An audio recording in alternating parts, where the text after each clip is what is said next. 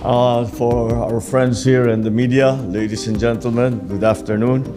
And of course, to our esteemed guests, the Indonesian delegation headed by His Excellency President Widodo. I am pleased to inform you of the results of a successful visit of the President of Indonesia, President Joko Widodo, here to Manila.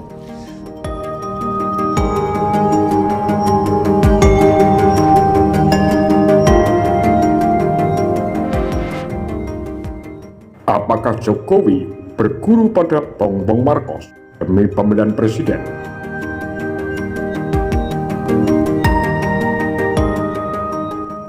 Jokowi memilih Bongbong Marcos daripada PDI Perjuangan. Sepenting apa anak diktator Ferdinand Marcos itu baginya?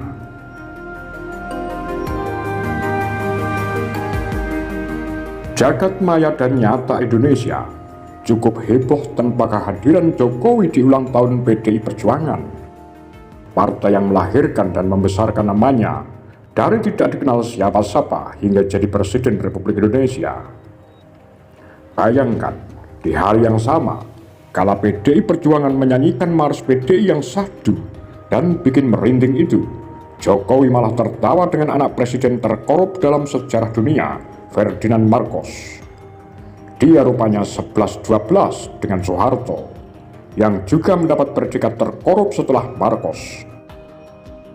Dalihnya, menjalin hubungan diplomatik antara kedua negara, dan pertemuan ini sudah dijadwalkan jauh-jauh hari. Pertemuan dengan Marcos Bongbong benar sudah dijadwalkan jauh-jauh hari, tapi jadwal dan tanggal ulang tahun PDIP tentu sudah ada jauh sebelumnya. Tentu sudah ada jauh sebelum Jokowi jadi presiden dan kunjungan ke Filipina dijadwalkan. Hal ini sekaligus menjadi pertama kali Jokowi tidak menghadiri ulang tahun PDI Perjuangan semasa karir politiknya. Pas di masa terakhir menjelang pensiun sebagai presiden, setelah PDI Perjuangan memberi segalanya untuk Jokowi. Kita tidak ingin terlalu dalam membahas itu, karena yang namanya kepentingan pasti bisa membelokkan hati nurani, bahkan dengan cara yang sadis. Memilih bertemu Marcos Bongbong di hari ulang tahun PDI Perjuangan tentu bukan sekedar pertemuan diplomatik. Ada hal yang diperjuangkan demi kesinambungan kekuasaan dan anak kandung yang sedang menyapres bagaimana Marcos Bongbong melanjutkan kampanye membohongi publik bahwa era Ferdinand Marcos begitu jaya.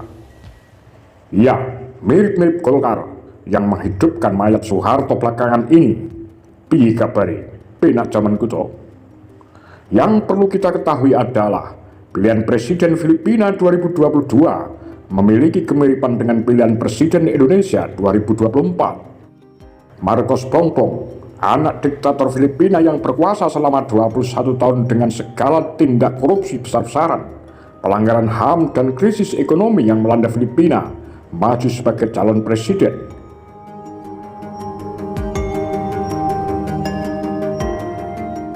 Uniknya, calon wakil presidennya adalah putri presiden petahana Rodrigo Duterte, Sara Duterte.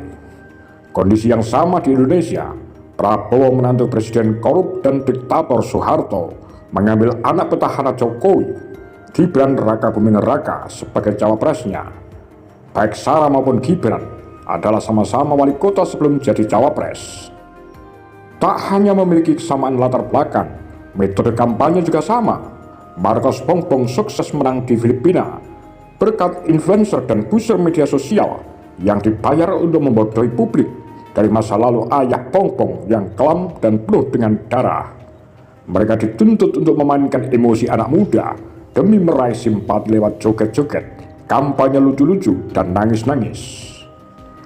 Pun begitu dengan Prabowo Gibran, mereka mengoptimalkan kampanye media sosial dengan tagline gemoy, joget-joget, dan menangisi kekalahan di panggung debat.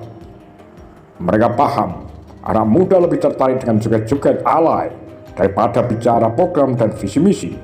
Makanya, program yang ditawarkan juga mirip, makan gratis dan susu gratis, tidak lebih dari itu.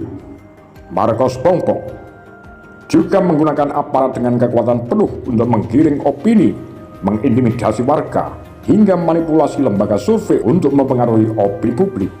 Cara ini persis sedang terjadi di Indonesia. Dari latar belakang hingga metode kampanye, semua mirip. Maka kedatangan Jokowi ke Filipina bisa saja negosiasi berkedok diplomasi bilateral demi memastikan nasib sang pangeran dan menantu diktator. Apalagi Jokowi sedang pusing. Maklum, Prabowo tak perform di panggung depan, selalu dikangkangi oleh Ganjar dan Anies. Walau belakangan ini rakyat Filipina muak dengan Marcos Bongbong, influencer banyak yang minta maaf karena telah membohongi publik. Anak-anak muda mulai sadar bahwa presiden mereka anak seorang diktator kejam. Ya, namanya penyesalan selalu datang terlambat.